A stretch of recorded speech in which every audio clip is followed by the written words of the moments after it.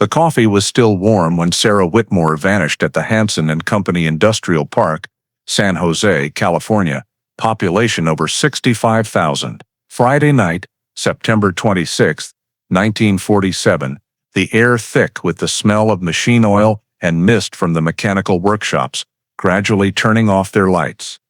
At 8:15 p.m., the night watchman Carl Jensen saw Sarah, a 32-year-old accounting employee, step out of her light gray Plymouth, holding a leather folder, heading toward the office area. She said she just needed to check the tax ledger for a moment and then would head home for dinner with her husband, businessman Richard Whitmore, who had left less than half an hour earlier. Through the glass door, Jensen could still see the light from room RM4, shining steadily until around 10 p.m. before it suddenly went out amid the thick fog. The next morning, the Plymouth was still parked in the same spot. The warehouse doors locked from the inside, and Sarah never returned. What happened in those 2 hours that night would haunt San Jose for half a century afterward. Before diving deeper into the story, don't forget to subscribe to the channel and hit the notification bell so you don't miss the latest cases. In October 1947, San Jose was still a small industrial city in Northern California, where low warehouse rows interspersed with crisscrossing railway lines and fruit processing factories operating day and night. The Hansen Company, the complex, located on the eastern edge of the city, was one of the oldest facilities, specializing in packaging agricultural goods and storing construction materials. In that area, Sarah Whitmore, 29 years old, worked as an accountant for her husband's business, Richard Whitmore, a businessman expanding into post-war real estate. The couple lived in a brick house near the city center, considered a respectable pair in the local middle class. On the evening of October 12th, Sarah told the maid that she needed to stop by the Hansen Company warehouse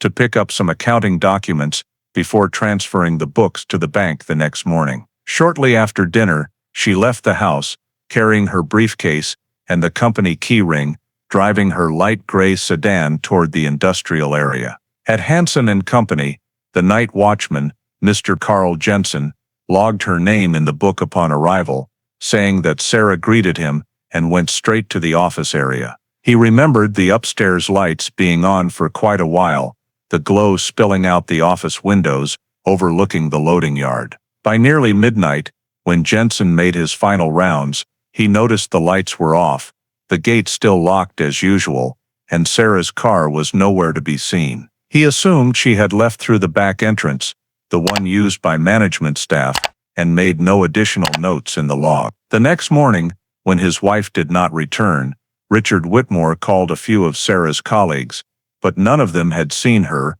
or received any messages. He contacted the warehouse, where Jensen confirmed seeing Sarah the previous evening, but not knowing when she left. After hours of waiting and searching the area near the house himself, Richard went to the San Jose police headquarters to report that his wife had been missing since the previous night, leaving no note or trace of contact. The police recorded the official report and opened a missing persons file named Whitmore Sarah, 1947. The next morning, the file was transferred to the Civil Investigations Unit, where Lieutenant Ray Doyle handled missing persons and unsolved cases in the eastern industrial area of the city.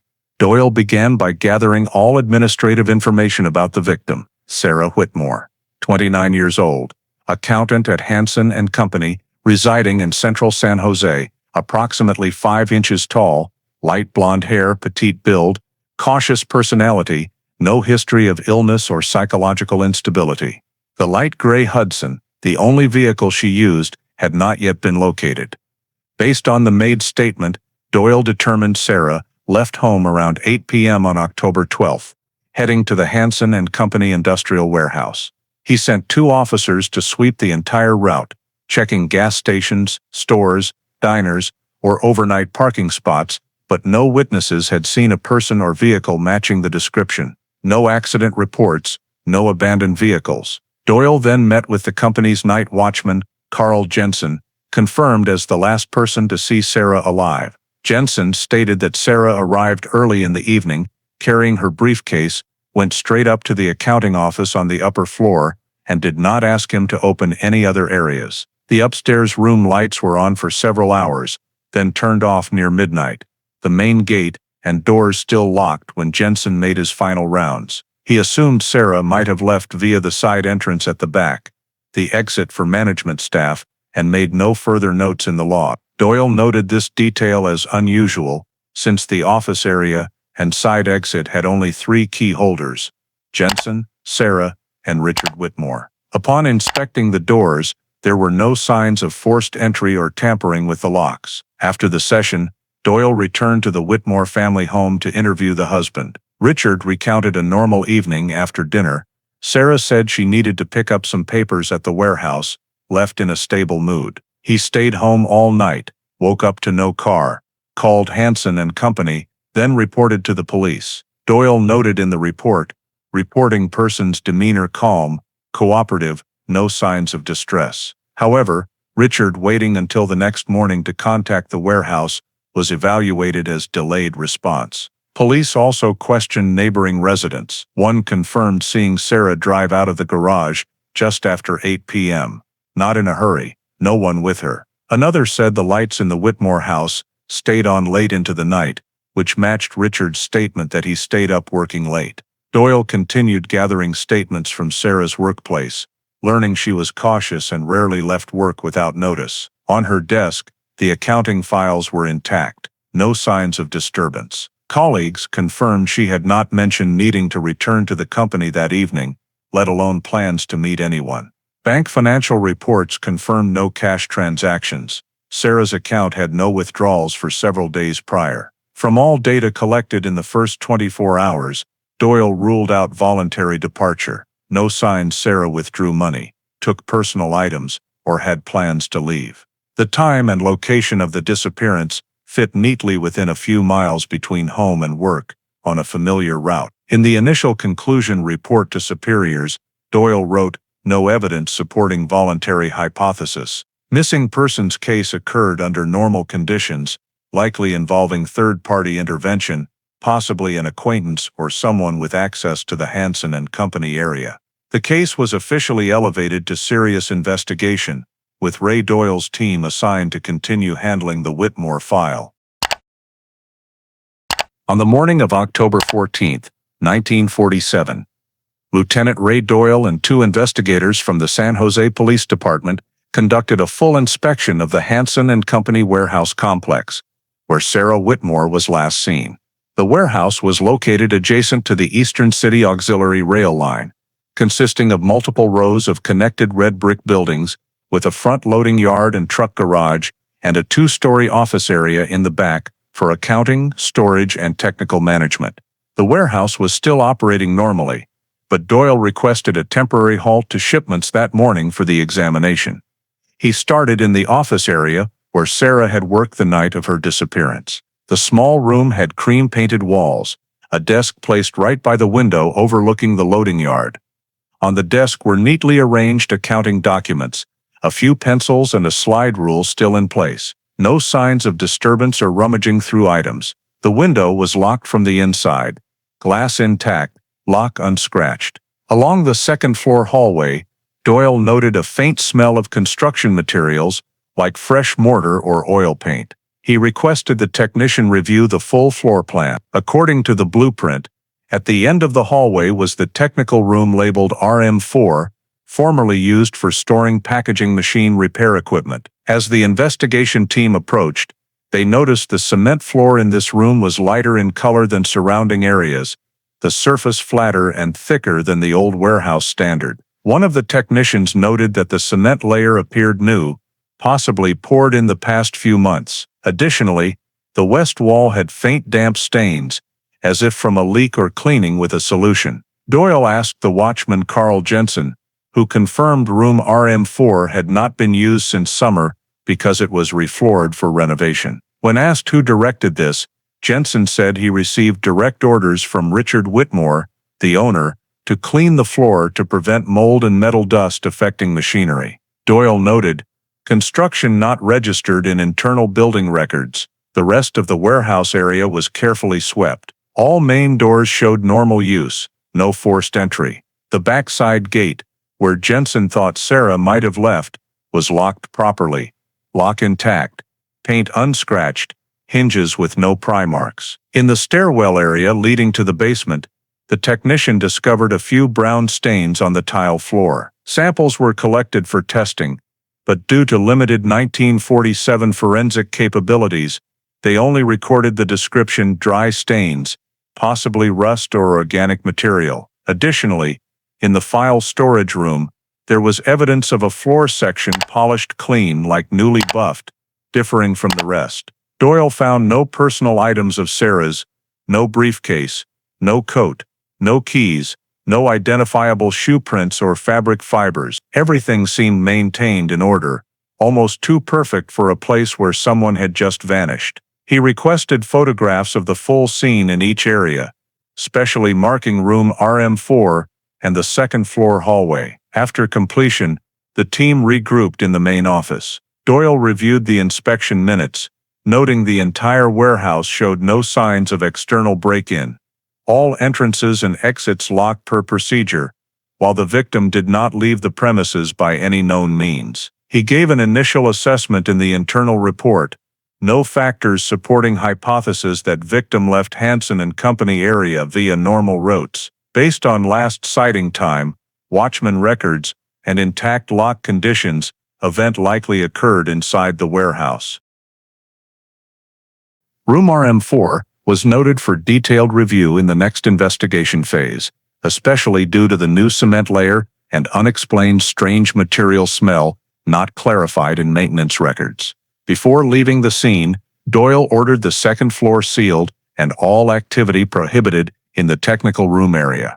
His summary report sent to headquarters that afternoon concluded, scene evidence shows no external intrusion. Warehouse structure and conditions indicate high likelihood victim was harmed or detained on site for a short period before disappearance. The summary was signed by Ray Doyle, marking the first phase of the official investigation into the Sarah Whitmore disappearance. Immediately after completing the warehouse inspection at Hansen Company, Lieutenant Ray Doyle decided to focus the investigation on the person directly involved and with full access to the entire area. Richard Whitmore, the victim's husband, and the business owner. He was invited to police headquarters to supplement his statement.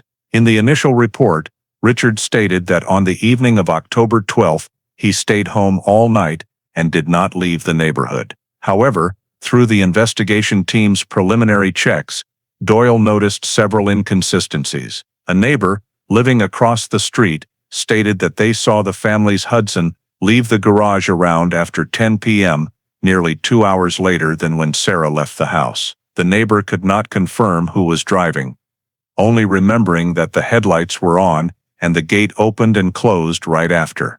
When asked, Richard denied it, saying he went to bed early and the neighbor might have mistaken another vehicle. Doyle noted inconsistency in statement regarding vehicle movement timing. Regarding not contacting his wife during the night, Richard explained that Sarah often worked late, sometimes staying overnight at the office, so he did not want to disturb her. However, Sarah's colleagues confirmed she had never stayed overnight, and the Hansen Company office had no facilities for that. Doyle recorded this as a notable contradiction. Additionally, he looked further into the couple's marriage. According to the maid, in recent months, Sarah and Richard had several minor arguments, mostly about work and the company's investment expansion. Richard was shifting the business toward real estate, while Sarah believed the financial risks were too great. A close friend of the victim, Helen Price, said Sarah had expressed concern about her husband using money from their joint account for personal investments. However, none of them thought the conflicts were serious enough to lead to criminal action. When reviewing bank documents, Doyle discovered that in the 2 months before Sarah's disappearance, Richard had withdrawn a large sum from the joint fund, transferring it to his personal account for investing in Hansen Company facility renovations, but this expense was not officially recorded. Additionally, Sarah had just signed a new life insurance policy with a large payout, naming Richard as the beneficiary. The policy was confirmed completed just 3 weeks before she vanished. Although these factors were not enough to conclude anything, Doyle assessed that Richard might have a financial motive if something unusual occurred. During the second interrogation, Doyle asked specifically about the RM4 room floor renovation. Richard appeared surprised, saying he only asked employees to clean up the area because he wanted to rent out the storage space, and he did not remember the exact date. However, the watchman Jensen stated that the floor repouring work took place at the end of September, only 2 weeks before Sarah's disappearance, and Richard was present at the facility all evening that day. Doyle noted contradiction in RM4 floor construction timing. In the internal file, the property investigator noted that the floor pouring had no material invoices, only the scrawled signature of a local builder without an address. Police attempted to track down this worker but could not locate him. Meanwhile, the local community began to gossip. The disappearance of a woman without a trace and her husband being a powerful business owner made the case sensitive. Police headquarters received many anonymous calls suggesting Richard might be involved with hired workers who had prior legal troubles. However, Doyle ordered information kept confidential to avoid panic. In the next session, he asked Richard about his detailed schedule that night. Richard stated that after his wife left, he read documents in the living room until after 11 p.m. and then went to bed. No one could confirm this because the maid had left early. The time between 9 p.m. and midnight, the period when Sarah vanished, had no independent witnesses. Doyle also requested checks for traces on the family's Hudson, but the car had not been found. All of this led him to note in the report, the husband is the last person likely to know the victim's location and had the means to access the scene. Statements contain multiple contradictions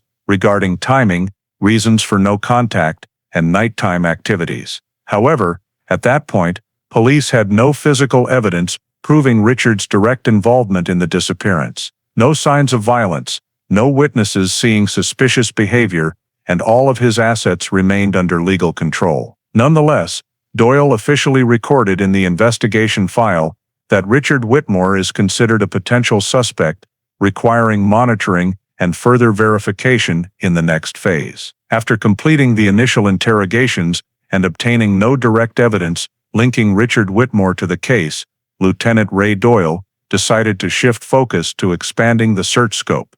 On October 16, 1947, the San Jose Police Department launched a large-scale sweep around the Hansen Company warehouse area and the routes leading to it. The search plan was divided into 3 directions: the main route from the Whitmore family home to the industrial area, the Eastern Railway Zone, and the outskirts bordering farmlands where trucks often passed at night. 12 police officers, 3 K-9 units, and nearly 30 civilian volunteers participated. From early morning, the first team began sweeping along the main route. Both sides were lined with warehouses, material yards, and old repair shops, interspersed with vacant lots covered in weeds. Tire tracks were recorded sporadically, but none matched the Hudson tires Sarah owned. Another group was assigned to check the auxiliary rail area, where many empty freight cars were parked. They opened each car, checked every container, looking for personal items, bloodstains, or drag marks. In the end-of-day report, this group recorded no suspicious traces, only industrial trash and rusted metal scraps. Along the rail line, K-9 units trained to scent from a jacket sample of Sarah's provided by the maid, reacted weakly within a half-mile radius of the warehouse, stopping near the south wall of Hansen Company, but finding no further specific signs. The eastern outskirts were swept over the next 2 days. This was an area mixing farmland and new residential developments, with many red dirt trails and construction pits. Police on horseback patrolled along irrigation canals, while volunteer teams walked checking drainage ditches, abandoned wells, and industrial waste pits. Some residents reported hearing truck engines late on the night Sarah vanished, but could not determine the direction. Doyle ordered these times recorded and cross-checked with Hansen Co.'s transport logs, but no matching shipments were found. In nearby residential areas, police went door to door. No one saw a strange woman or heard cries for help.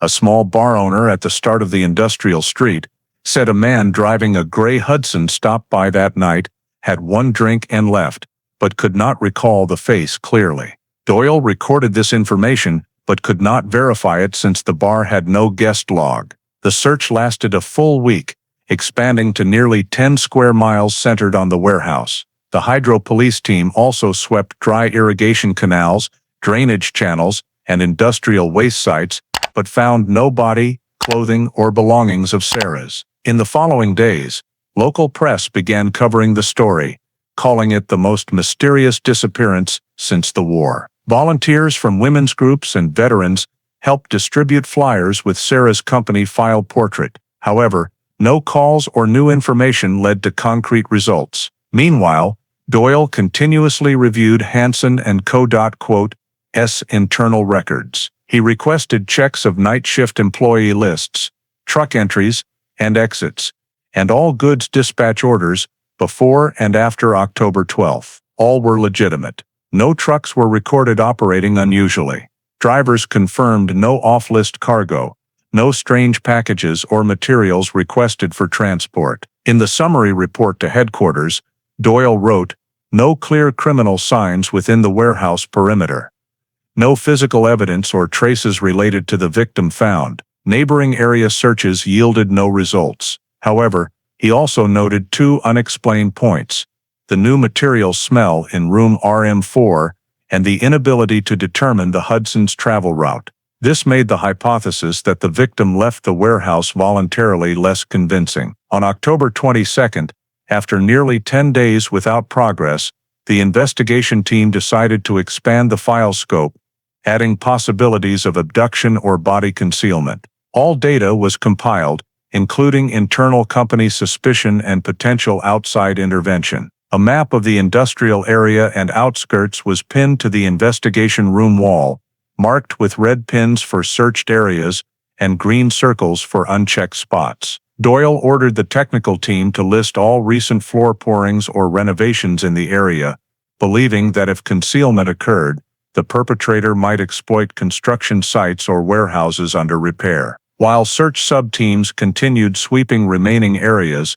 Doyle noted in the compiled file, "No direct traces of the victim found. Scene factors and new material smell suggest possible criminal act within the warehouse or nearby." Investigation direction expanded to abduction or body concealment, focusing on determining the victim's final movement time and those capable of controlling the scene. The official search ended on October 23, but the case file remained active, awaiting results from technical analyses and new witnesses. Doyle, in the final report of this phase, concluded briefly, "No longer any doubt that Sarah Whitmore did not leave San Jose of her own volition. The only question remaining is, where did she go and who made it happen?" As the large-scale search concluded without specific results, Lieutenant Ray Doyle returned to the case's initial focus, the Hansen Company warehouse, where many points remained unexplained. Previous technical reports showed the RM4 room floor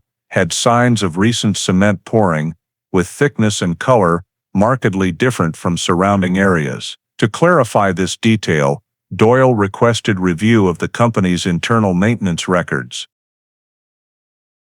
In the administrative office, he found a handwritten note for RM4 floor renovation without a specific date, only a brief note.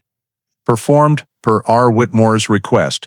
Floor cracked, needs repouring. This record had no contractor signature, no material invoices, and was not registered in the official accounting system. When asking watchman Jensen, he confirmed seeing two unfamiliar men bring a cement truck to work at the end of September. They worked in the evening, lasting until late, and only on room RM4. Afterward, Jensen said he never saw them return. Doyle requested descriptions of the two men, but Jensen only vaguely remembered dark skin, large build, appeared to be outside laborers. Other long-term employees also confirmed they were not informed of the repairs, and no one from the company supervised the work.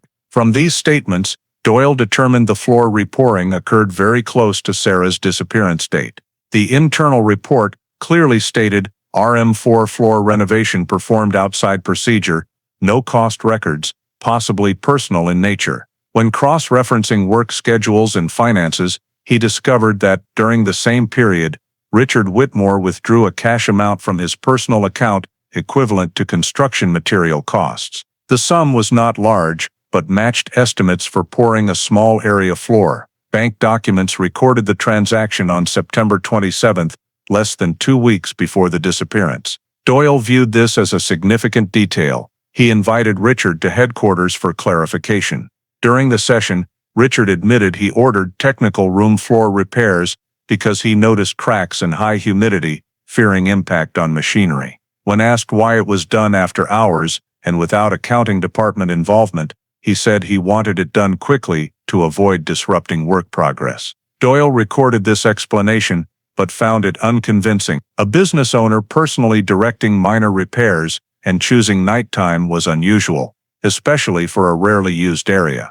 He added to the minutes, no technical basis for needing floor repouring, true purpose of repairs unclear. To advance further, Doyle consulted the construction inspection unit about checking the RM4 floor. However, 1947 legal regulations did not allow excavation or structural damage to private property without specific crime evidence.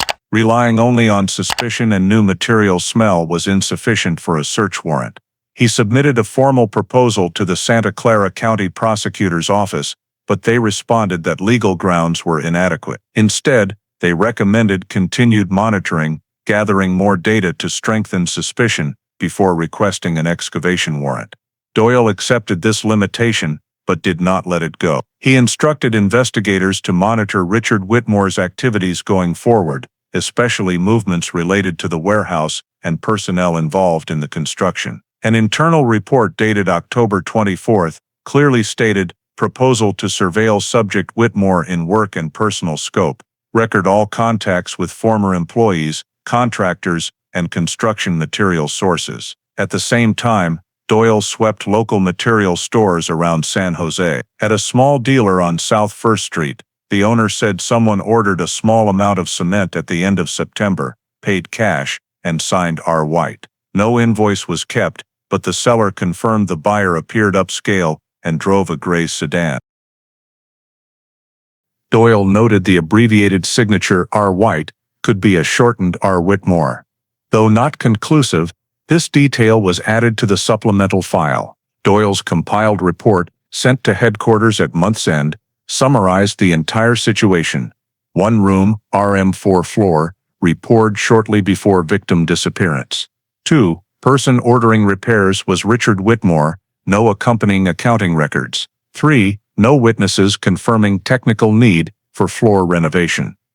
4. Insufficient basis to proceed with excavation or personal property search. In the private remarks section, Doyle added, "Above factors insufficient to prove criminal act, but show signs of concealment, recommend continued surveillance of subject Whitmore, especially nighttime activities at Hansen Co area and personal financial expenditures." This file section was stamped "Expanded Monitoring," marking the shift from scene investigation to subject surveillance, with a cautious but clear assessment. Richard Whitmore was the only person with motive, opportunity, and direct control over the area where Sarah Whitmore vanished. After determining that the pouring of the RM4 room foundation occurred close to the time Sarah Whitmore disappeared, Lieutenant Ray Doyle directed a full analysis of all samples collected during the initial examination. Although the forensic facilities were limited compared to current standards, the San Jose Police Department, in 1947, maintained a small laboratory in collaboration with Stanford University for testing chemicals, fabrics, and organic traces. Doyle sent 3 groups of samples, 1 cement fragments collected from the edge of the RM4 foundation, 2 the dark brown stain on the basement stairwell floor, and 3 the unusual dust samples from the technical room and hallway. He hoped to find any abnormal signs, even if just a small piece of evidence. The forensic report was returned after more than a week.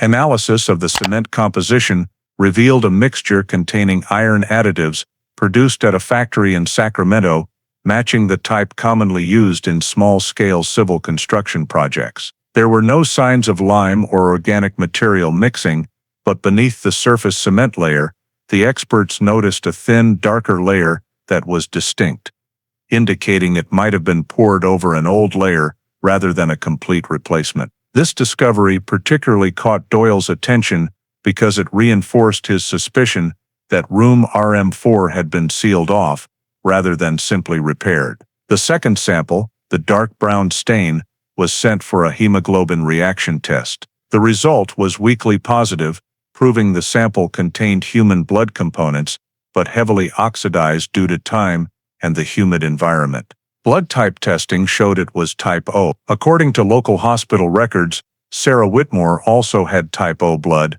but this was the most common group, accounting for over 40% of the population at that time. Therefore, the result was not sufficient to confirm the exact origin and was noted in the report only as possible match with the victim's blood type. Doyle requested further checks for any fabric fibers or other materials in the technical room. In the dust layer collected from the wall crevice in RM4, the experts discovered a dark-colored fabric fiber less than 2 centimeters long, with a cotton-wool blend structure similar to the type used in women's coats. However, the fiber's decayed condition and contamination with industrial oil made comparison worthless for legal purposes. No clear fingerprints were found beyond those of current employees, and no personal items belonging to Sarah were discovered. Doyle compiled all the results and prepared a summary report to send to the prosecutor's office. In the report, he wrote, "Forensic results confirm the presence of human blood type O at the scene, matching the victim's blood type. However, the evidence is insufficient to identify the individual. No clear signs of violence or criminal activity that could support specific charges." The prosecutor's office responded that the results were only supportive in value and did not meet the legal standard to obtain a search warrant or initiate prosecution.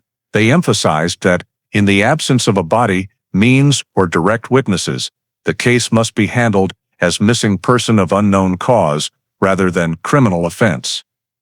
Doyle was disappointed but followed procedure. He stored all samples in the evidence locker, numbered and sealed.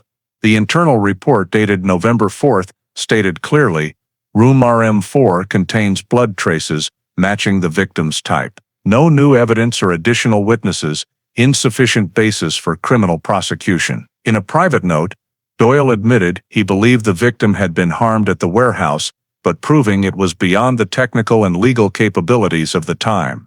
He wrote briefly, "The samples haven't told the full story yet, but the story is still lying under the cement layer." As the case dragged into the second month without new developments, the San Jose Police Department was forced to suspend on-site investigation. Resources were gradually withdrawn, and search teams were disbanded. Sarah Whitmore's file was transferred to the archives with the status pending, awaiting further data. Doyle continued private oversight, but no longer had legal access to the Hansen Co warehouse area. In the final summary memo, he concluded, "The Sarah Whitmore disappearance to date has no evidence confirming criminal activity. Material testing results indicate abnormal factors, but lack legal value. File suspended pending additional data or witnesses in the future." The last line of the report, typed on an old typewriter, closed the initial phase of the investigation. Status undetermined, cause undetermined. Victim missing. In total, the Whitmore file at that point consisted of only 84 pages, a few sealed samples, and an unresolved suspicion lingering in the mind of the lead investigator. In early 1948, nearly 6 months after Sarah Whitmore disappeared, the San Jose Police Department made the official decision to reclassify the case as an unsolved missing case. All collected evidence, including cement samples, stains, forensic reports, and witness statements, was sealed and archived in the evidence storage at SJPD headquarters on West Mission Street. This reclassification meant the investigation was effectively concluded, with no further resources to pursue it. Lieutenant Ray Doyle, the primary officer in charge, submitted his final report in March, in which he acknowledged all signs remain at the level of suspicion, unable to prove specific criminal acts. The 12-page report ended with a concise typed line: victim not located, no means of transportation identified, no witnesses or evidence sufficient for charges. For Doyle, this was one of the most haunting cases of his career. He still believed the answer lay somewhere inside the Hansen Company warehouse, but legal constraints and the lack of investigative technology left every hypothesis in deadlock. When the Civilian Investigation Unit was restructured, Doyle was reassigned to records management and training new recruits. Before leaving the position, he quietly made a full copy of the original Whitmore file, keeping one in his personal locker with a handwritten note: not closed, just waiting to be reopened. In San Jose, public interest gradually faded. Local newspapers, after months of coverage without results, stopped mentioning the disappearance. Sarah's family was no longer in the city. Relatives had moved to another state, leaving only the Whitmore's small house listed for sale mid-year. According to Santa Clara County tax records, the property, along with the Hansen Company warehouse, was transferred to an intermediary company in July 1948. Richard Whitmore, the husband, left San Jose shortly thereafter. He sold all his shares in Hansen Company at below market price, citing shifting business out of state. The transaction was quick, leaving no notable traces beyond a few administrative notices. A few former employees recalled that in his final weeks, Richard cleared his office very early each day, avoided contact with staff, and never returned to the RM4 area. After completing the handover, he vanished from community activities and was no longer recorded in local business records. At the police department, Richard's departure from the city made the case even harder to pursue. Doyle had proposed monitoring his financial activities after the sale, but the proposal was not approved since the file was classified inactive. Budget and personnel were redirected to new post-war major crimes. The remaining documents were stamped closed 1948 and moved to the basement archives, reserved for missing persons cases unlikely to be reopened. There, the Whitmore file sat in metal cabinet number 43, second drawer from the bottom, alongside dozens of other forgotten post-war cases. In the archive registry, the entry was brief: Whitmore, Sarah, missing person, case unresolved, 1947, 1948. Doyle occasionally visited the archives to review the file as a habit. He kept the folder dust-free and added a small paper noting the last update date. New colleagues didn't understand why he still cared about a case closed nearly a year earlier, but Doyle only said, "No missing persons case truly ends, we just stopped looking at it." That year, San Jose began rapid urbanization, with industrial areas expanding, and many old facilities like Hansen Company converted or demolished. When new building permits were issued for the old site, the police noted only checked, no longer related to active files. From then on, the Sarah Whitmore case officially faded into oblivion. In the final 1948 summary report listing closed cases, line item 17 1947 was marked in handwriting, "Unsolved missing case." No further action. All that remained was a thin file, a few sealed samples, and a fading memory in the mind of the investigator who once believed the truth was still waiting beneath the cold cement in room RM4. In the years after the Sarah Whitmore case file was closed, the Hansen Company warehouse continued to be used, though operations gradually declined as San Jose entered urbanization. By the early 1950s, a new company, Western Packing and Storage, purchased the entire facility to convert it into agricultural storage. Few workers there knew that a missing persons case tied to the site still existed in the San Jose Police Department's files. In the summer of 1952, during repairs to the plumbing system, a maintenance worker named Harold Klein reported water seeping from the second-floor technical room foundation, labeled RM4. He noted a strong foul odor, similar to decomposing organic matter mixed with industrial oil. When breaking open the pipe for inspection, they found water leaking from a small crack at the cement edge, but only patched it temporarily with new mortar.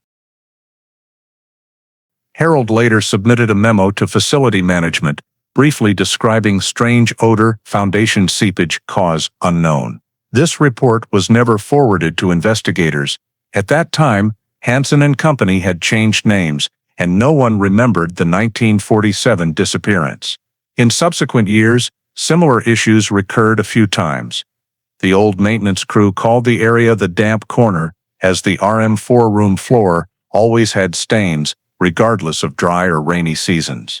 Some workers said that on hot afternoons, when turning on ventilation fans, the room emitted a metallic, sweet, unpleasant smell, strong enough that they had to seal the door. The new supervisor ordered RM4 sealed, moved all equipment to another warehouse, and posted a sign, "Do not use, old technical area." From then on, the room was virtually forgotten within the vast warehouse structure. With each ownership change, new companies focused on the main ground floor areas, paying little attention to the second floor. City administrative records noted at least 3 property transfers between 1950 and 1970. By 1975, the facility was bought by a transportation business, but due to structural decay, the second and second floor offices were sealed off and removed from usage lists. Room RM4 was classified as a hazard zone due to seepage, wall cracks, and peeling floors. No one knew these abnormalities had been mentioned in an investigation report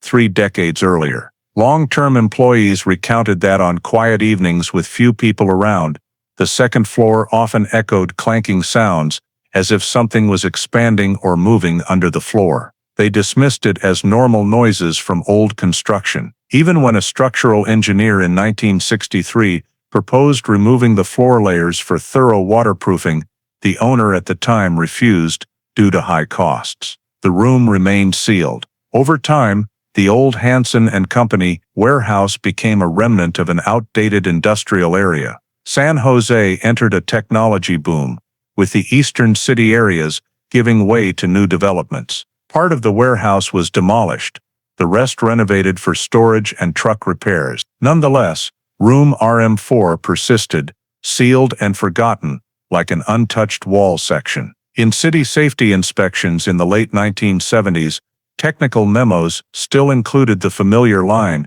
second floor east area, not in use, signs of mold and dampness, sealed. No agency cross-referenced the site's history or connected it to an old missing persons case. The Sarah Whitmore case had completely vanished from collective memory. Meanwhile, elsewhere in California, Richard Whitmore continued his life. After leaving San Jose, he settled in Fresno, then moved to Monterey. Throughout the 1960s, 1970s, he was recorded in building materials business and small-scale real estate investment. No one mentioned his past, and no agency tracked him further. His name occasionally appeared in local papers for community events, but only as a sponsor. State tax records show that in 1983, Richard retired, sold all assets, and moved to coastal Santa Cruz. 3 years later, in September 1986, he died at age 72 from heart disease. A brief obituary in the Monterey Herald called him a businessman and philanthropist.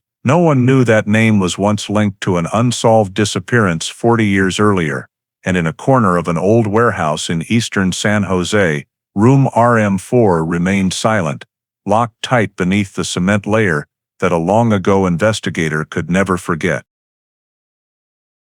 In early 2001, when the San Jose Police Department launched the Cold Case Review Program, a project to digitize and re-examine all unsolved cases from the previous century, thousands of forgotten incidents spanning decades were brought up for review. The program's goal was to identify cases that could benefit from new investigative technologies, particularly evidence analysis and archive data. The unit was led by Lieutenant Catherine Donnelly, a veteran investigator who had served in the Violent Crimes Division. She worked with a small team of 4, including intern Ellen Vargas, a senior criminology student at San Jose State University. Vargas was tasked with researching and reorganizing missing persons files from before 1960, many of which had faded text, deteriorated covers, or missing original documents. Among the hundreds of files stacked in the SJPD basement archives, she stumbled upon a thin light brown folder with a worn spine labeled Whitmore, missing 1947. Inside were typed reports by Lieutenant Ray Doyle, several copied witness statements, and a few black and white photos of the Hansen Company warehouse. Next to them was a quarter-folded warehouse floor plan with yellowed edges. On the plan, the second-floor technical area was circled in red ink, marked RM4 with a handwritten note, "Restricted, do not enter." Ellen Vargas brought the file to Lieutenant Donnelly, noting that this marking was unusual, since most cases from that era rarely had restricted labels unless the scene still contained unresolved, suspicious elements. Donnelly reviewed the entire file and recognized it as a disappearance without a body, without forensic conclusions, and without confirmed criminal activity, making it a textbook cold case. She noted in her log, "Whitmore case, female, 29 years old, missing 1947. No vehicle recovered, no body found. Last known location, Hansen Company, room RM4. When cross-referencing the database, Donnelly discovered that the old Hansen Company address was now a small industrial site called Hansen Redevelopment Site, currently leased by a private company for a craft brewery. Notably, in the most recent building permit filed in 2000, there was a section stating second floor east wing, not in use, sealed since before 1970. This match caught Donnelly's attention. She asked Vargas to search the city building department's remaining technical notes. After 2 days, they found a 1979 inspection report in which a city engineer described water seepage, organic odor, and damp marks on the second-floor cement foundation. No one at the time knew this description had appeared in the 1947 investigation report. When Donnelly compared the two documents, one from 1947, one from 1979, she noticed the descriptive language was nearly identical. The restricted marking on the old plan further convinced her that room RM4 might hold overlooked clues. To verify, the cold case unit searched old SJPD personnel records. They discovered Lieutenant Ray Doyle had retired in the 1960s and died in 1982. But in the inventory of assets transferred after his death, there was a record of a personal file, Whitmore case copy returned to family archives. This indicated Doyle had kept a private copy, confirming the case was never truly closed for him. Donnelly determined this was an ideal case to test the new review process, combining historical data with modern material analysis technology. She submitted a proposal to command to reopen the investigation, stating, "Whitmore file, 1947 has a physical scene still intact. RM4 area in former Hansen Company facility shows multiple suspicious points. 1 new foundation poured without technical justification. 2 organic odor and water seepage recorded multiple times. 3 location not yet demolished. Recommend scene inspection and foundation sampling for analysis." SJPD Command approved the initial step, granting the cold case unit access to original files and coordination with the city building department. On May 15, 2001, a new status line was entered into SJPD's digital system, "Case reopened. Whitmore, Sarah." This was the first time in over half a century that Sarah Whitmore's name appeared in active police records. For Lieutenant Donnelly and Ellen Vargas, it was not just a reopened case, but an opportunity to complete the work Ray Doyle had been forced to abandon. Their first internal memo ended with a simple line, typed in 21st century font, but carrying the spirit of the past.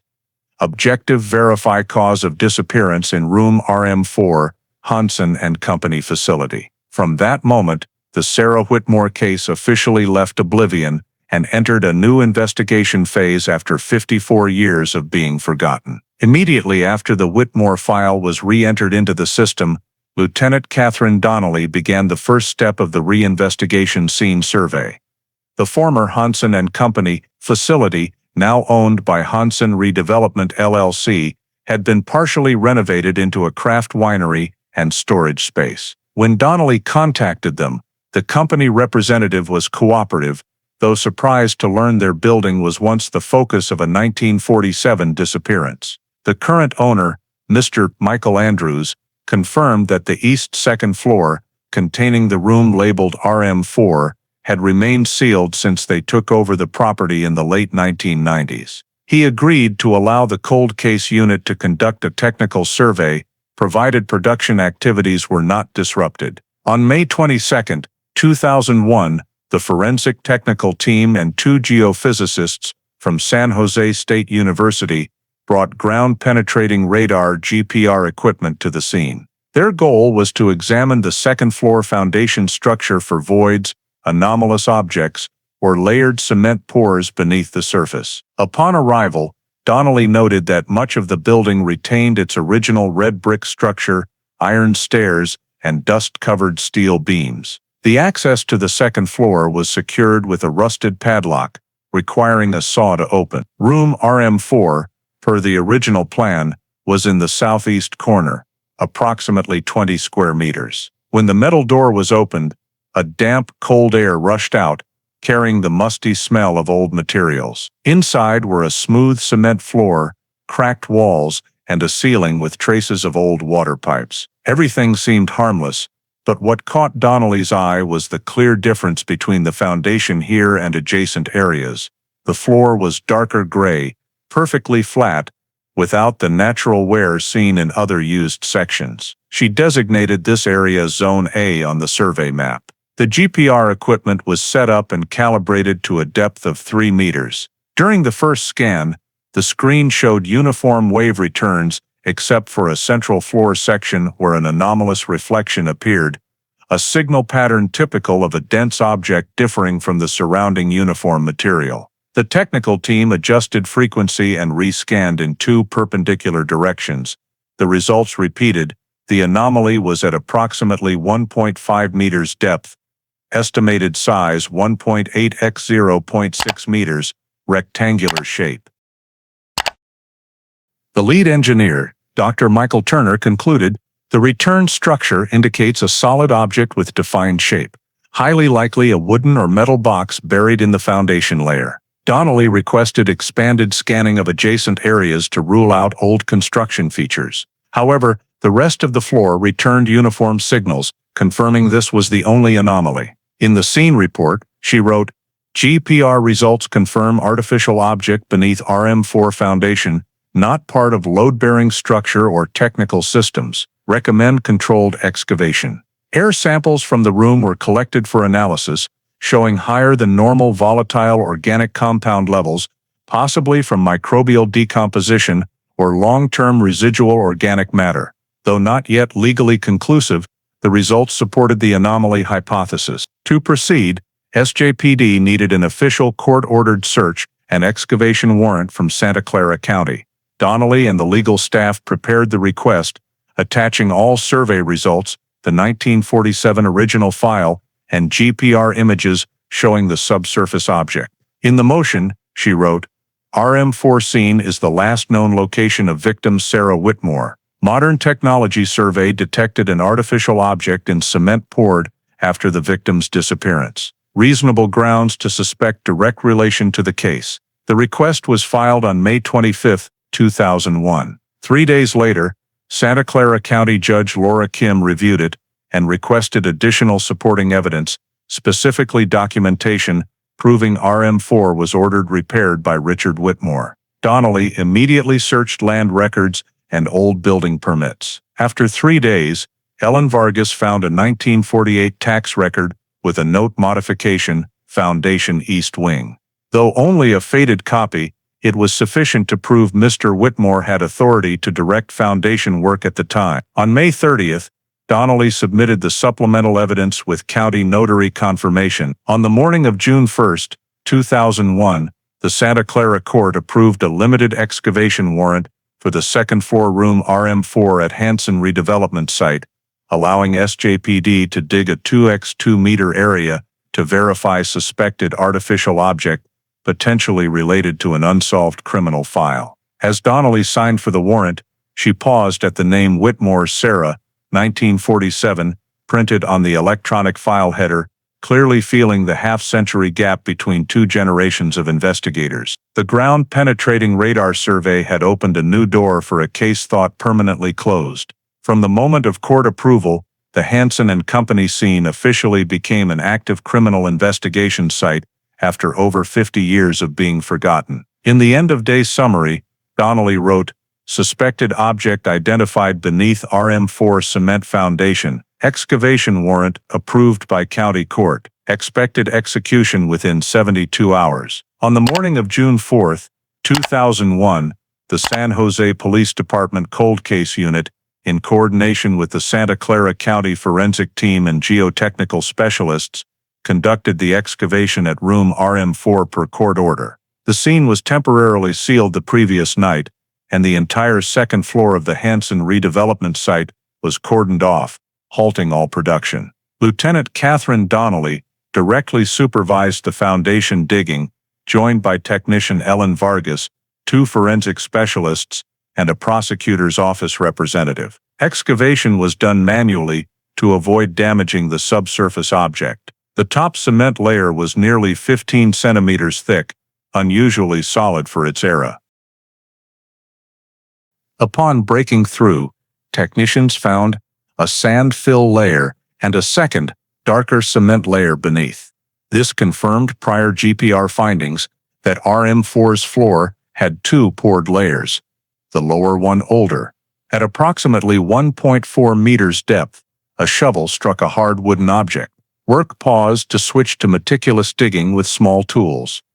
Gradually, a rectangular object emerged, a dark wooden box, approximately 1.8 meters long and 0.6 meters wide.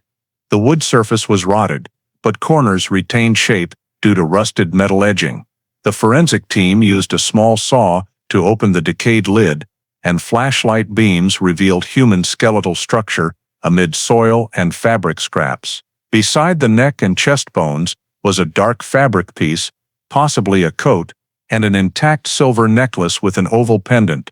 The silver surface was engraved with the initials S2Z in classic script. Donnelly immediately ordered the area sealed, full scene photography, and object containment. The scene report was drafted on-site. Rectangular wooden box, buried beneath RM4 foundation, contains human remains, with jewelry bearing initials matching victim, Sarah Whitmore. No evidence of post-pour interference, indicating box remained in place since construction completion. Evidence recovery continued throughout the day. Bone fragments were removed in sequence, placed in numbered containers, and transferred to the Santa Clara Forensic Lab. Soil beneath and around the box was sampled for chemical analysis. Small amounts of decayed fabric, metal wire, and wood nails were also sealed. Initial forensic notes indicated all bones showed decades-long natural decomposition. Pelvic and skull morphology indicated female. Age at death approximately 25-35, matching Sarah Whitmore's description at disappearance. The silver S2Z pendant was deemed high-value identification, as the 1947 file noted she always wore a silver pendant engraved with her initials. Specialists also noted no accident-related fractures, but a crack in the right arm bone, possibly pre- or perimortem. Material analysis of the wooden box identified it as 1940 S-era oak, commonly ordered for industrial shipping, not coffins. Part of the lid showed hammer-driven iron nails, indicating manual assembly. By June 6, the forensic lab issued a preliminary report. Samples from RM4 are female human remains. Deceased over 50 years prior to excavation, dating consistent with 1945-1950 period. Jewelry and personal items support high probability of victim Sarah Whitmore. To confirm, bone samples were sent for anthropological DNA comparison with distant relatives in California, though results would take time. While awaiting verification, Donnelly filed an official status change. On the morning of June 7, 2001, electronic case file, Case 17-1947, was updated from missing person to homicide investigation. In the notes, she wrote, "Body discovered beneath RM4 cement foundation, former Hansen Company facility. Evidence of intentional burial, timing matches victim disappearance.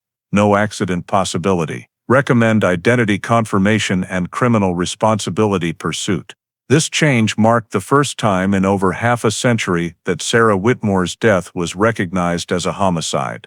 Cold case team members present when the update finalized stood silently watching the new word appear on screen, homicide. To them, that half-meter-thick cement had buried not just a person, but a truth forgotten for 54 years. In the end-of-day report, Donnelly summarized, suspected object excavated, wooden box found containing female remains, and SW engraved jewelry. Preliminary forensics match 1947 disappearance timeline. Case status changed to homicide investigation. Next steps, confirm identity and trace criminal liability. With her signature, the Sarah Whitmore case officially entered the criminal investigation phase, reopening one of San Jose's oldest crime mysteries. After confirming that the body buried beneath the RM4 room foundation was Sarah Whitmore, Lieutenant Catherine Donnelly shifted focus to tracking down individuals who had worked at the Hansen Company facility in 1947, aiming to find witnesses or those who could confirm the foundation repair process. She instructed Ellen Vargas to coordinate with the Santa Clara County Labor Archives and the San Jose City Library to search old personnel records. Many original documents had been lost over time, but the temporary payroll list for Hansen Company in September and October 1947 remained in an accounting ledger stored in the tax archives. The list included the names of two seasonal workers, Sylvester Bracey, born 1917, residing in Oakland at the time, and Arsenio Haynes, born 1922, residing in Stockton. Next to their names was a note RM section repair, indicating they had participated in repairing the technical area.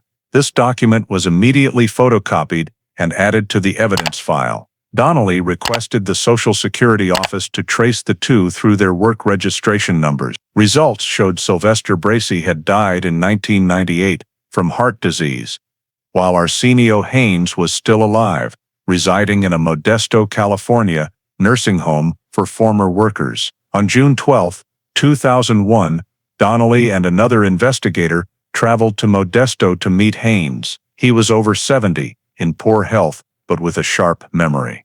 When asked about Hansen Company, Haynes recalled immediately, "It was a short job, just a few nights.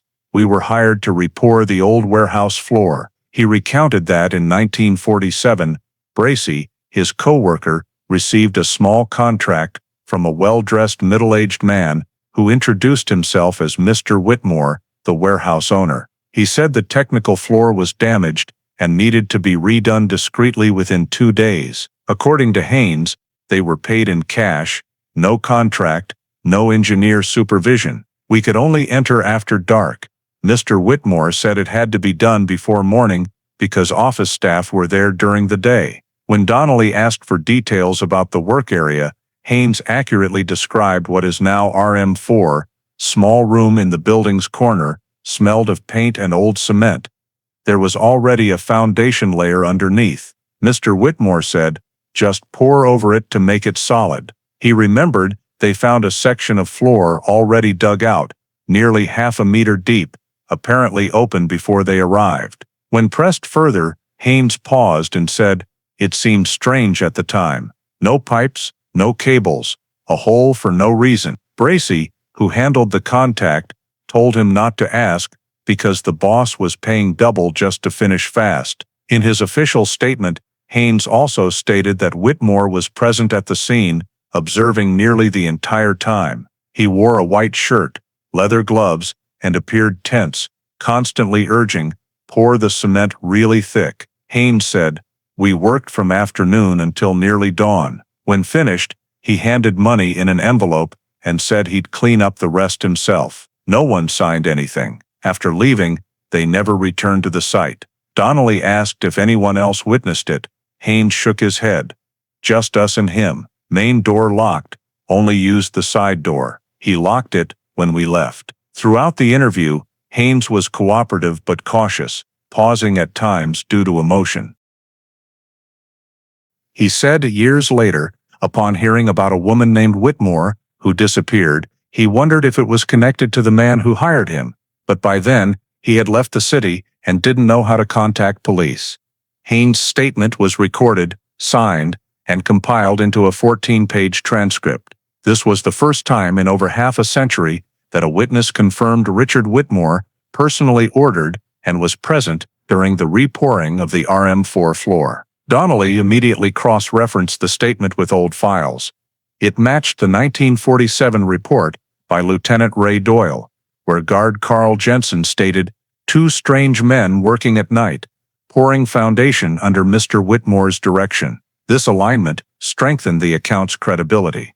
To ensure legal validity, Donnelly had a Santa Clara County legal specialist visit the nursing home to take Haynes' sworn statement before a notary. He signed shakily, but clearly. In the conclusion, Donnelly wrote, "Witness Arsenio Haynes' statement confirms RM4 foundation repair directly ordered by Richard Whitmore, executed late September 1947, coinciding with victim's disappearance." Witness description matches excavated scene. As they left the nursing home, Ellen Vargas noted in additional detail, Haynes recalled a strange smell while mixing cement, like dampness and metal, but thought little of it, assuming old materials. This was added to a supplemental report as it matched organic oil odor descriptions in 1950s and 1979 technical memos. By day's end, the supplemental file was sent to the prosecutor's office under the new heading, "Historical Witness Confirms Unauthorized Repair Under Direction of Deceased Suspect Richard Whitmore."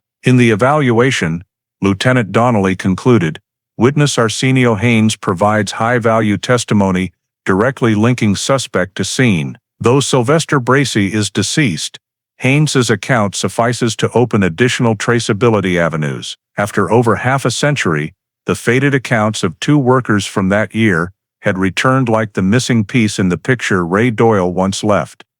And for the first time, the entire chain of actions leading to Sarah Whitmore's burial beneath the RM4 foundation began to emerge clearly. After completing Arsenio Haynes's statement, Lieutenant Catherine Donnelly continued reviewing all surviving documents related to Richard Whitmore's activities after 1947. While searching business records at the California State Archives Library, Ellen Vargas discovered a notable detail.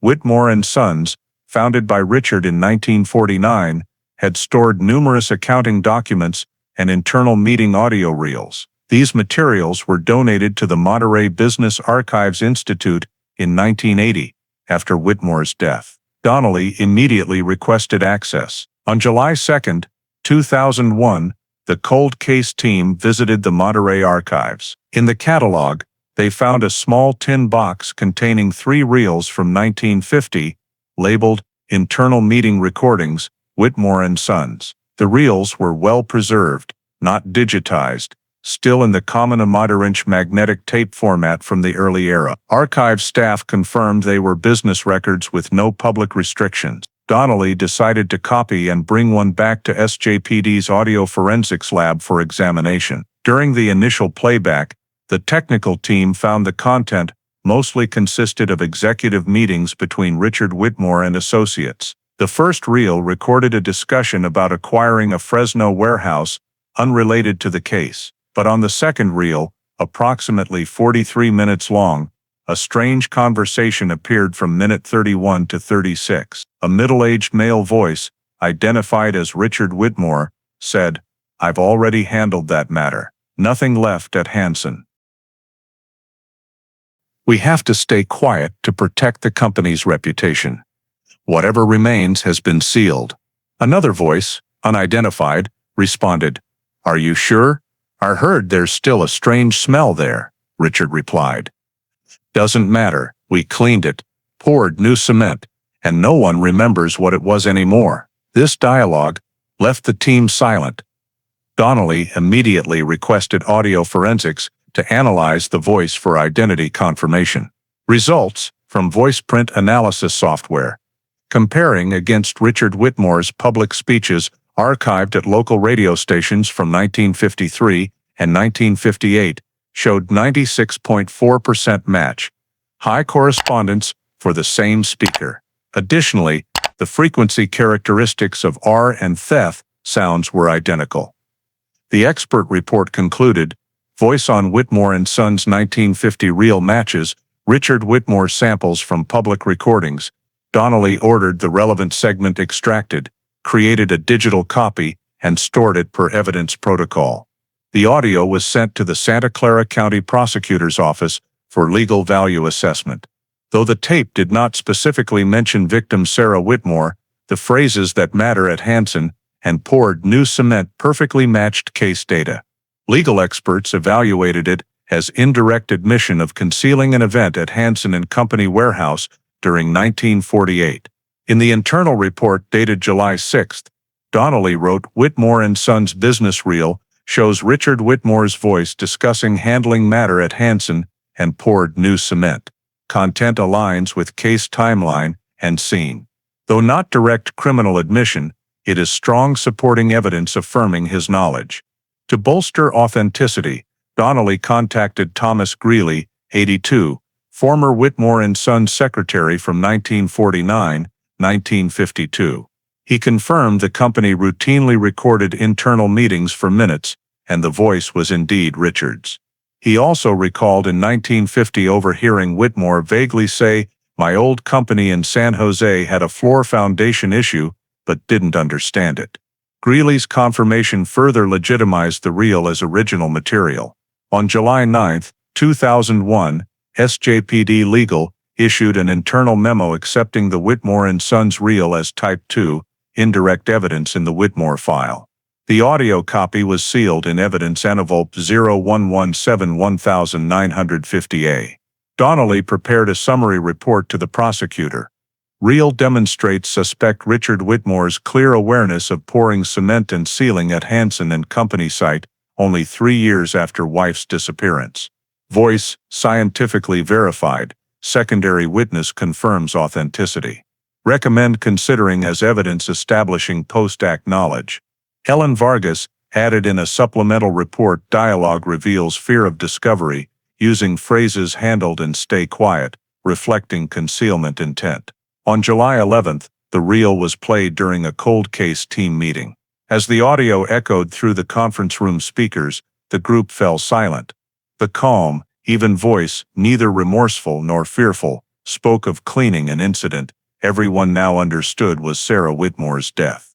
At meeting's end, Donnelly wrote briefly in her investigation log, after half a century, the man finally spoke for himself. This audio evidence became pivotal, reinforcing the entire hypothesis that the 1947 disappearance was not voluntary departure, but systematic, intentional concealment directed and executed by Richard Whitmore.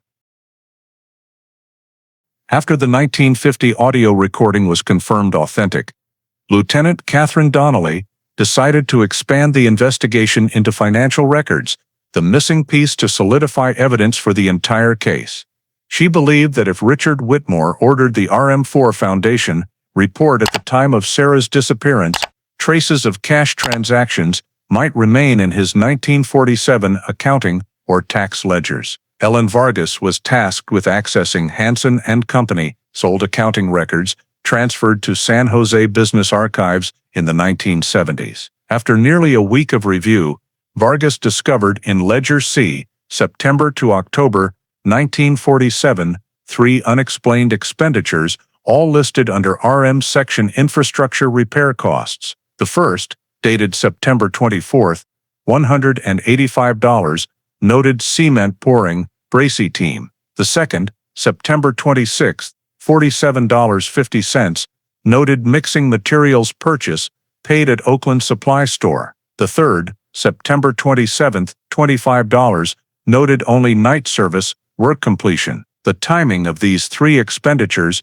exactly matched the date Sarah Whitmore was reported missing, evening of September 26, 1947. Donnelly requested handwriting comparison of the ledger entries with Richard Whitmore's signature samples, forensic handwriting analysis at the Santa Clara Criminalistics Lab, showed the signatures and pen strokes in the ledger perfectly matched Richard's writing in 1948 legal documents. This proved he personally recorded or approved those expenditures, not another accountant.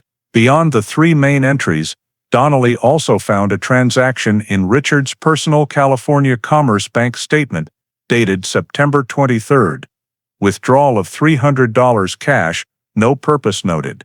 This amount matched the total of the RM section repair expenditures, indicating funds were prepared days earlier. The bank records also showed another unusual transaction on October 2 of the same year.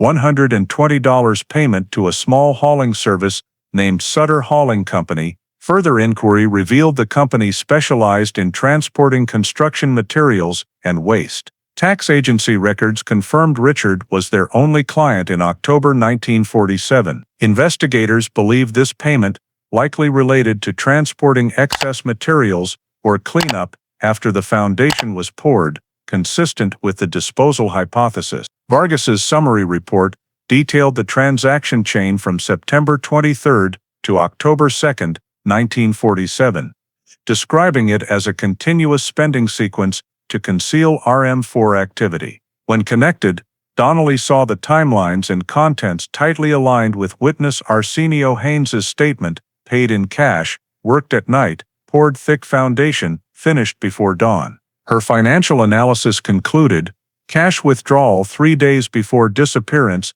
likely for labor payment. 2. Cement pouring and mixing materials expenditures occurred the day Sarah vanished. 3. Subsequent hauling service payment reflects cleanup and disposal completion. Donnelly submitted a 27-page financial correlation report to the Santa Clara County Prosecutor's Office, stating, the above expenditures demonstrate specific repair intent at RM4 within the victim's disappearance timeframe. Descriptions match suspect, directing workers to pour foundation concealing the object below. Based on timing and expenditure values, these can be identified as costs for disposing of Sarah Whitmore's body. To eliminate the possibility of coincidence, she requested that the Hansen Co. accounting department review all other repair costs in 1947. Result: none were similar, except for the 3 items mentioned above. Moreover, after October, the company recorded no additional floor maintenance costs. The repair occurred only once, exactly during the period the victim disappeared. This financial evidence caused the entire 1947 file to be re-examined from a different perspective. Lieutenant Donnelly noted in the report, if compared to the statement in the 1950 tape that everything at Hansen has been sealed, then the spending chain 3 years earlier was his actual way of sealing it, with cement, cash, and silence. She argued that the behavior of payments bypassing official accounting without labor contracts combined with cash withdrawals at the exact time was a clear sign of deliberate avoidance of leaving legal traces. The prosecution considered and evaluated this as type I physical evidence, indirect financial equivalent in value to establishing a motive for concealment. In the final report dated July 15, 2001, Donnelly wrote, Richard Whitmore's expenditures in the week Sarah went missing demonstrate a purposeful chain of actions matching the time, location, and physical evidence at the scene. This is financial evidence supporting the conclusion that he used personal funds to pay for the disposal. Thus, after more than half a century, every figure in the old ledger, those faint lines on yellowed paper, had turned into the final evidence linking the death of Sarah Whitmore to the husband, once considered the most respectable man in San Jose, in 1947. After completing the analysis of the financial records and confirming the spending chain directly related to pouring the floor in room RM4, Lieutenant Catherine Donnelly decided to expand the survey scope around the Hansen Co. warehouse with the assumption that Richard Whitmore may have used the adjacent land to dispose of additional evidence or supporting means. On July 18, 2001, the Cold Case Unit's technical team coordinated with the Forensic Group and the Santa Clara County Criminal Archaeology Unit to conduct a second ground-penetrating radar scan, focusing on the southwest area of the warehouse, where the company's material staging yard was located in the 1940s. At a depth of about 1.2 meters, the GPR equipment detected two abnormally sized metal masses lying parallel more than 3 meters apart. Both reflected strong signals, indicating they were solid objects, possibly steel or iron. Donnelly requested the area be cordoned off and obtained a warrant for expanded excavation from the Santa Clara County Court. The warrant was approved the same day. On the morning of July 19th, the forensic team began excavation. After a few hours, the first object gradually emerged, .38 Special revolver, heavily rusted but still retaining its intact shape. The gun was wrapped in an oilcloth bag, accompanied by scraps of paper stuck to the metal. On the gun's body, faint engraved markings, H&R Arms Company, were visible. A common civilian firearm from the late 1940s. The field technician noted that the wooden grip was rotted, but the trigger was intact, with the barrel containing damp soil. The gun was immediately sealed for transfer to the examination lab. More than 3 meters from that location, the excavation team discovered the second object, a curved metal plate, about 40 inches long, which after cleaning, revealed itself to be a license plate.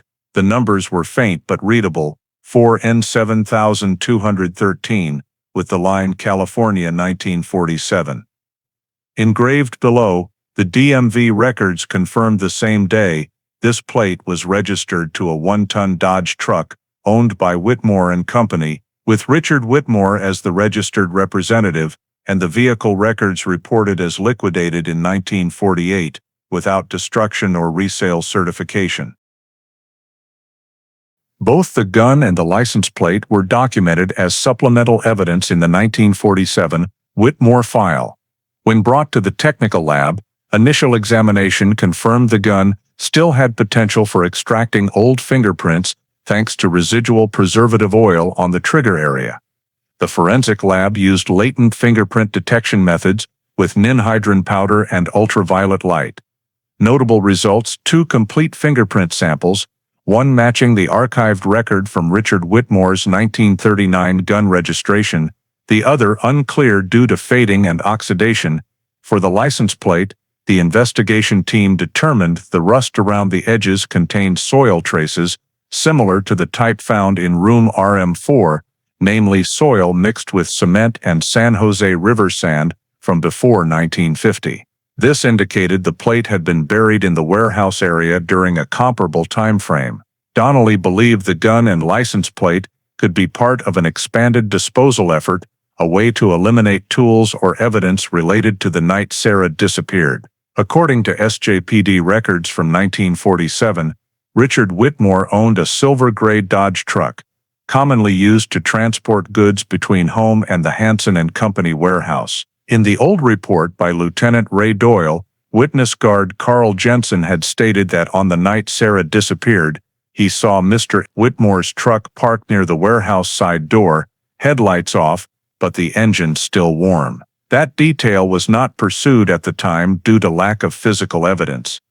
Now, the discovery of plate 4N7213 underground, after half a century, made Jensen's statement particularly valuable. On July 21st, the gun examination results were sent back. Although the serial number could not be determined due to wear, the metal composition and barrel structure matched the type of weapon Richard Whitmore had legally registered in 1941, per California historical firearms data. Additionally, in the 1947 circulation permit records, he had reported loss of personal firearm just 1 week before Sarah's disappearance. A detail Donnelly considered no coincidence. The comprehensive report to the prosecution stated clearly, the .38 Special revolver discovered at the Hansen Company site and license plate 4N7213 from the suspect's truck matched the crime timeline. Both objects were buried in the same soil layer away from room RM4, proving simultaneous, systematic disposal by the same individual. The clear purpose was to eliminate physical traces related to the case. Legal experts classified these two items as Type I physical evidence, capable of strengthening the chain of disposal actions from financial expenditures hiring laborers, pouring the floor to destroying the vehicle and crime tool. By July 23, Donnelly completed the supplemental evidence comprehensive report, including scene photos, excavation maps, metal examination results, and excerpts from Richard's firearms records. The 62-page document was officially sent to the Santa Clara County District Attorney's Office, along with a technical copy of the 1950 tape and comparative financial records. The report concluded, supplemental excavation evidence from 2001 confirms organized and intentional crime concealment efforts. The burial of the weapon, license plate, and floor restructuring demonstrate planned disposal. Based on the existing evidence chain, the 1947 Whitmore case meets the threshold for establishing murder and body concealment. That same afternoon, the complete file-coded CC 1947 Hansen was officially transferred to the prosecution for the next processing steps. After more than 50 years, the rusted objects deep in the earth had finally told the story that the half-century thick cement layer had tried to hide, the story of a death, a husband, and a crime executed systematically and meticulously to the point it seemed it would never be discovered. After the supplemental evidence file was completed and handed over, Lieutenant Catherine Donnelly and the SJPD Cold Case Unit entered the most critical phase, fully reconstructing the entire sequence of events from 1947. The goal was to build a unified chain of events based on physical evidence, witness statements, and financial data. This process lasted 2 weeks, with coordination from the Santa Clara Forensic Lab, scene reconstruction specialists, and senior criminal investigators. First, the forensic specialist team analyzed the position, structure, and physical conditions of room RM4 at the Hansen Co warehouse. They meticulously measured the cement floor thickness, soil layer stratification, and unusual cuts around the pit edges where the wooden box was found. A three-dimensional scene map was recreated using laser scanning technology, showing that room RM4 had only one entrance and no windows, completely isolated from other work areas. This was an ideal enclosed space for committing and concealing a crime without drawing attention. Floor grinding marks at the 4 room corners matched the locations of new cement noted in Lieutenant Ray Doyle's 1947 report, indicating intervention at the same time. Based on the wooden box position and floor slope, the forensic team determined the box was placed parallel to the east wall, with the bottom about 60 centimeters from the old floor surface. In the soil around the box, they discovered tiny metal particles and wood fragments with impact marks, signs that the wooden box was nailed shut on site, not brought from elsewhere. From this, Donnelly concluded Sarah Whitmore's body was placed in the box right in RM4 after the victim died at the location. The fracture marks on the arm and skull bones, confirmed by forensic CT scans, showed the victim was attacked with a hard cylindrical object, highly likely a gun butt or metal bar, causing bone fractures and brain trauma, leading to instant death. This matched the discovery of the buried .38 special revolver outside the warehouse, possibly the exact murder weapon used. The 2001 medical report noted, the skull has a round indentation, diameter 3.4 centimeters, corresponding to the size of a 1940s .38 gun butt head. From the compiled evidence, the investigation team reconstructed the sequence of the night of September 26, 1947. Around 8 p.m., Sarah Whitmore left home, telling her husband she would stop by the Hansen Co warehouse to check accounting books. Per old records, Richard also claimed he was at home reading the newspaper during that time, but no witnesses confirmed it. Police believed after Sarah arrived at the warehouse, Richard was waiting. No forced entry marks proved the victim entered with her own key, no initial struggle. In room RM4, a conversation or argument may have occurred.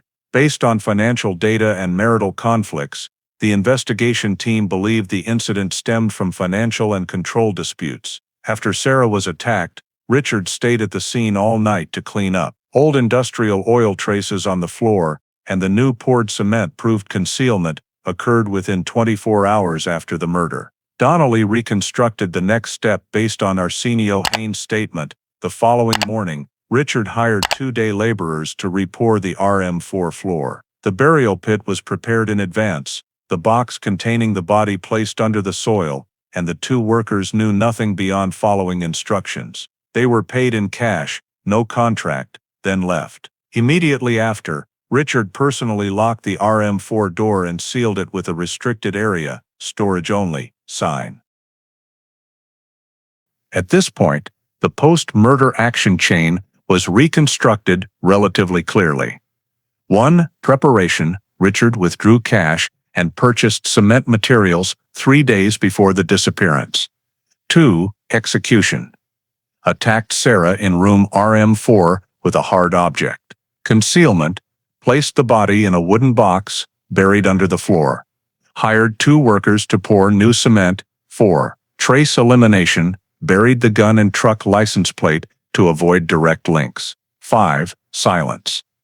3 years later, in the 1950 recording, Richard said, "Everything at Hansen has been sealed." The reconstruction also revealed the suspect's level of calculation and control, choosing RM4, an enclosed room with little traffic, concealing by hiring outsiders to create normal repair evidence, and using his personal truck to transport materials, then disposing of the plate. All actions followed a logical chain, proving this was not a spontaneous reaction, but a premeditated plan. The investigation team's final report was 84 pages long, including scene maps, GPR scan images, 3D model of room RM4, and timeline diagram. In the conclusion, Lieutenant Donnelly wrote, "Based on all physical evidence, witness statements, and financial analysis, it can be determined, victim Sarah Whitmore died in room RM4 at the Hansen Company facility on the night of September 26, 1947. The body was buried in a wooden box, covered with cement, immediately after. Workers Sylvester Bracey and Arsenio Haynes were exploited, unaware of the true purpose of the work. The murder weapon was highly likely Richard Whitmore's .38 special revolver, later buried outside the warehouse. The disposal action chain was planned and executed within 48 hours of the murder. Attached to the report was the evidence dossier, cement samples, wooden box photos, financial transaction chain, 1950 audio tape, and metal evidence. The entire file was numbered CC 1947, Hansen's complete record. On July 28, 2001, the dossier was officially transferred to the Santa Clara County District Attorney's Office, marking the completion of the investigation phase. In the handover report, Donnelly wrote the final sentence, "After 54 years, every layer of cement, soil, and silence has been peeled away. The events of that night are now clear. No longer speculation, but truth." That report, according to the District Attorney's Office, was one of the most detailed reconstructions ever compiled for a case over half a century old. A complete picture of how a crime was buried with time and restored through science, evidence, and the persistence of those seeking justice. The trial for the people of California versus Arsenio Haynes officially opened on the morning of October 10, 2001, at the Santa Clara County Superior Court. Although Richard Whitmore had died in 1986, the District Attorney's Office proceeded to prosecute Haynes for accessory after the fact to first-degree murder under Section 32 of the California Penal Code. The trial's goal was not only to establish the legal responsibility of the sole surviving participant in pouring the RM4 floor, but also to close San Jose's most historic case after more than half a century. The courtroom was under special security due to its sensitivity and public attention. Room 203 was packed with journalists, law students, and locals who had followed notable cold cases in the area. Lieutenant Catherine Donnelly was called as the prosecution's key witness, alongside forensic experts, audio technicians, and financial specialists. Arsenio Haynes, then 79 years old, was brought to court by ambulance, frail but mentally alert. He was assigned a public defender at no cost. Lead prosecutor Jonathan Miles opened with a nearly 2-hour presentation, summarizing the entire investigation from 1947 to 2001. Sarah Whitmore's mysterious disappearance, overlooked evidence, the case reopening, and all excavation results with new evidence. He projected images for the jury, room RM4, the wooden box, payment invoices, and audio excerpts from the 1950 Whitmore and Sons tape, where Richard said, "Everything at Hansen has been sealed." The entire room fell silent as the deep, cold voice echoed in the modern courtroom. Miles continued, "This man, Arsenio Haynes, admitted he was at the scene, directly mixing cement and pouring it over the floor where Sarah Whitmore's body was buried. Even if he didn't know the full truth at the time, his silence for over half a century, knowing Richard Whitmore's actions were unusual, still constitutes concealing a serious crime. To prove it, the prosecution presented linked physical evidence, soil analysis around the gun and license plate, matching the RM4 area, 1947 invoices showing payment for cement pour. Bracy team, signed by Richard, and recorded statements from Haynes, describing a hole with no reason, and Mr. Whitmore, demanding it be done overnight. All data aligned. The morning's most critical part was Lieutenant Donnelly's direct testimony. She detailed the investigation process, case reconstruction, and affirmed, "There is no doubt Richard Whitmore killed his wife, and Mr. Haynes is the only living person who contributed to concealing the body." When asked about Haynes' motive, she replied, "It could have been money, it could have been fear, but he knew he was doing something wrong. No one pours cement at night over an empty hole without asking why." The defense, attorney Michael Larkin, did not deny Haynes' presence, but argued he was merely a laborer, unaware of the murder, and his later silence stemmed from poverty, lack of education, and fear of retaliation. "My client did not participate in the killing. He just fulfilled a small contract, took the money, and left. There is no direct evidence he knew there was a body in the hole," Larkin said. The prosecution countered with the 2001 interview recording, where Haynes said, "I thought it was strange, but Bracy told me not to ask." Mr. Whitmore looked tense, kept saying to finish before dawn. Miles paused, then said, "That is awareness." He knew something was wrong, and he chose silence. That afternoon, Haynes was allowed to speak in court. His voice was hoarse and trembling but clear. "I didn't know there was a body in there. I just thought the floor was damaged. But when I heard Mrs. Whitmore was missing, I had a bad feeling. I should have spoken up. I was afraid of Mr. Whitmore. He was rich, powerful, and I was just a hired hand. Now I know silence is also a crime." The statement silenced the room. The prosecution seized the moment, requesting the 1950 tape be replayed, the strongest indirect evidence. As Richard's voice rang out again, "We've sealed everything at Hansen," Haynes bowed his head, tears streaming. After nearly 10 minutes of silence, he whispered to his attorney, "I want to plead guilty." On October 12, Arsenio Haynes formally pleaded guilty to accessory after the fact to murder, per agreement with the prosecution. In the statement, he signed, "I performed the cement pour under Richard Whitmore's direction, who said it was to bury a mistake no one should know about. I didn't fully understand, but I knew it wasn't normal repair." On December 16, 2001, the Santa Clara County Superior Court issued the official sentence for Arsenio Haynes, closing proceedings that had lasted over 3 months since the case reactivation. After reviewing the full file, including physical and financial evidence, statements, and psychological evaluations, the judicial panel sentenced Haynes to 12 years suspended and 3 years supervised probation for accessory after the fact to murder under Section 32 of the California Penal Code.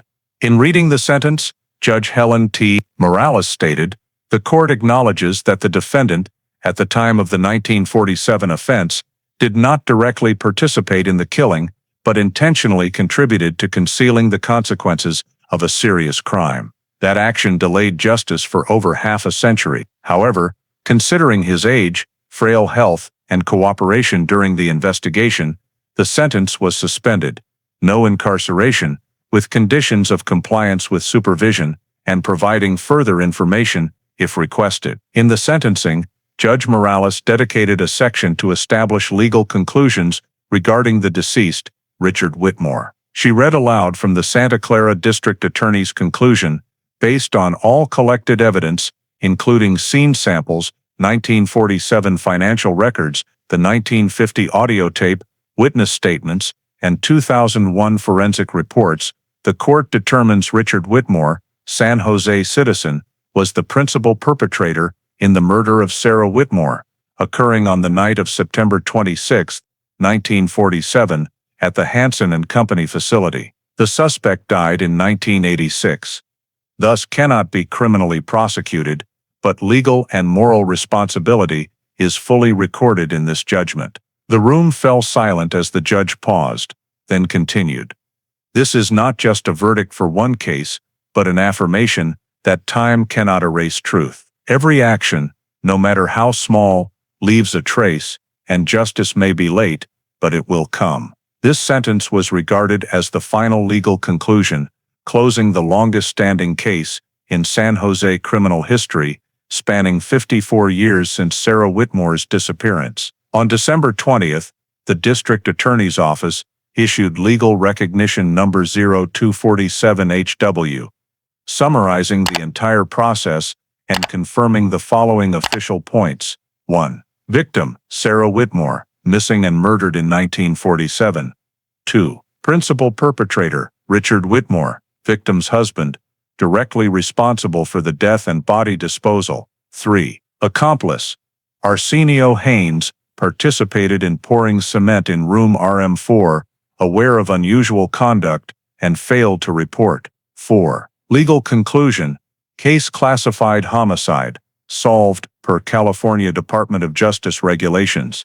5. File status, updated closed, solved, in the SJPD electronic record system. Attached was Lieutenant Catherine Donnelly's 112-page summary report, archived in the San Jose Criminal Storage. In the conclusion, Donnelly wrote, "All evidence points in one direction only. Richard Whitmore murdered his wife at the Hansen Co facility and disposed of the body by burying it under cement. Every concealment act, whether involving others or not, was part of his plan.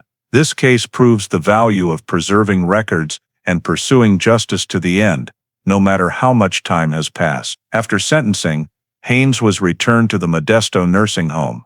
He lived under probation supervision until his death 2 years later. In his final letter to Donnelly, he wrote, "I can't change the past, but I've told everything I know. It may be late, but at least she has been found."